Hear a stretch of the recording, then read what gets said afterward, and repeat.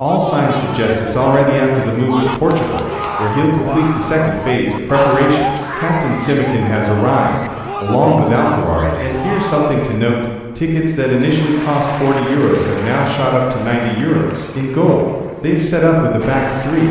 Let's see if that setup holds, especially considering a couple of players with experience in Austria, a detail that may influence the Portuguese side structure, along with João Félix, who, as we know, is now the new captain of Al-Nassr, the club he'll continue to represent. Coelho will be offering his insights as a commentator for sport during this pre-season fixture for Al-Nassr. This marks Al-Nassr's fourth outing so far in the new campaign. Good afternoon, Sadio. Yes, that's right, I believe it's in for some players. This is their first appearance, much like it is for Al-Nassr, in a pre-season camp that hasn't been without its own difficulties. I also think, clearly, this match won't be the one to provide us with any solid answers. It's a tough fixture, especially considering how challenging French teams usually are. They've brought in some new faces, but for now, they haven't made a significant impact. Some players have also moved on, left Europe by England. Looking back at last season's standout names at Toulouse, Benatia had his share of errors, and the Swiss captain has now transferred to Torino. So yes, some big departures there. Josh Joaquin will be leading the charge for Toulouse. Yes, but even with limited reinforcements, I think we'll still witness a very well-structured Toulouse side. They've been putting in the work in training, and we're already seeing João Félix getting actively involved, especially into the coach's direction. Carlos Martinez also pointed out the absence of Sultan Al-Gharan, one of Al-Nassr's key captains. Here, a foul brings play to a stop, a hard challenge following a loss of control.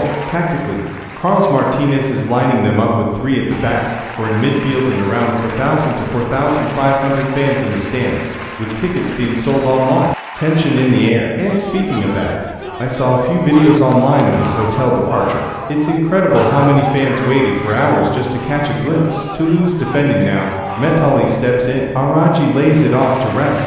Simakan loses his position. Careful now. Juma is a real threat in one-on-one situations. This French winger, he ends up crashing into Simakan. The Al-Nassr center-back looks to be in serious pain. The ball is moving around in their defensive area. So far, Toulouse hasn't really found a way to take control. Back in the 18-19 season, Al-Nassr claimed the championship. Since then, the titles have been held by Al-Hilal and Al-Ittihad, the current champions, along with other clubs. They wrapped up their tournament run in the quarterfinals against Fluminense back in July. So tactically, given they finished second in the league, keep an eye on Al-Hilal's squad. João Félix might be involved here, almost reaching the ball, but he seems to get caught up with Cristiano Ronaldo. Both Portuguese internationals came at it with real determination and hunger. Toulouse, though, again showed a lack of the necessary quality and cohesion. They likely got in each other's way, so to speak, but still, in brief moments, they did hold possession. Al-Nassr is pressing very high right from the start.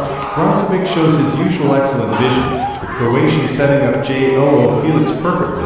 João is starting off as a left back in a backfoot formation. Back at Atletico Madrid, he played with plenty of passes but often dropped deep. Now, under Jorge at Chelsea, he likely enjoys more freedom, and he's committed to Al-Nassr for 2 seasons. Clearly, there's a strategy behind João Félix's role here. I truly believe there are some teams where he fits better, particularly when playing more on the left side. And it's no surprise, he moved to a team where, given his skills, he just clicks. Almost €20 million went to Benfica, and João simply had to make the move. It was impossible to say no. He's a huge boost to Al-Nassr this season.